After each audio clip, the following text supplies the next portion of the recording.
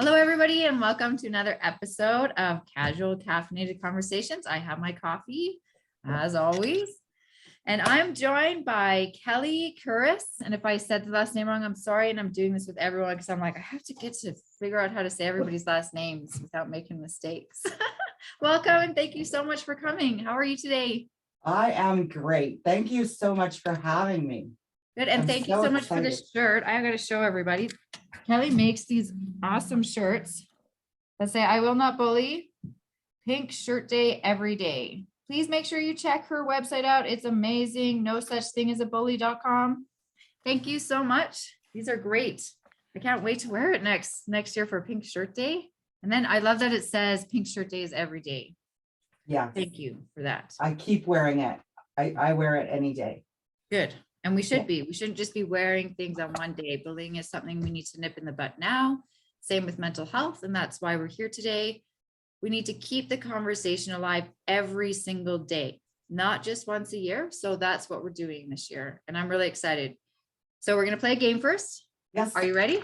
I'm ready. Okay, I'm going to say one word and you have to say the first word that comes to your mind back. Okay. Play. Fun. Community. Wellness. Mental illness. Lonely. Life. Fun. Bullying. Sad. Connection. Natural. Nice. Okay, this one is a one-word answer.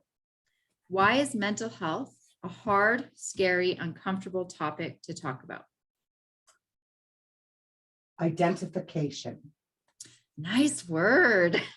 I love it.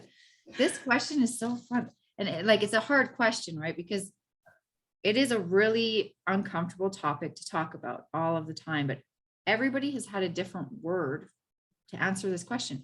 No one has had the same word yet. It's just perfect. And right? I've watched some of your caffeinated conversations. I had no idea what I was going to say there. That's good. even though I watched and I thought about it and like, what am I going to say? That just popped right out. And because I think it just all of a sudden came to me that, well, I don't want to talk about that because that could be me. Yeah. Or that right. could be my child, or, I don't want to bring that. I don't want to identify with that any closer than I need to. That's right.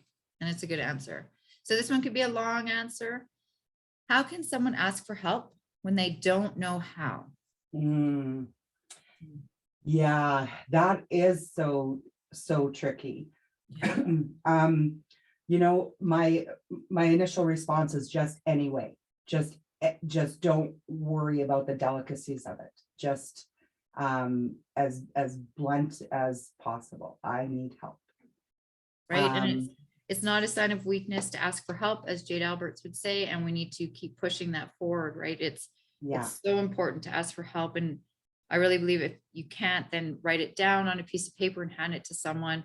Robert, when I interviewed him, he has a button that says "Not myself today," which was a great idea, right? Like there's lots of things you can do, but you're right. You just have to jump and go and say you need help.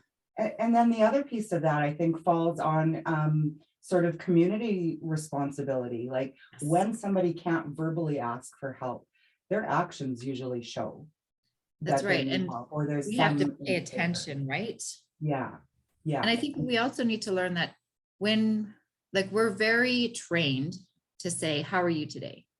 And when someone responds, we're very trained to just say, okay, and to keep walking, right? So we need to broaden that question. If we think someone isn't okay and we say, how are you today? And they say, okay, what's the next question we can ask to get them to open up, right?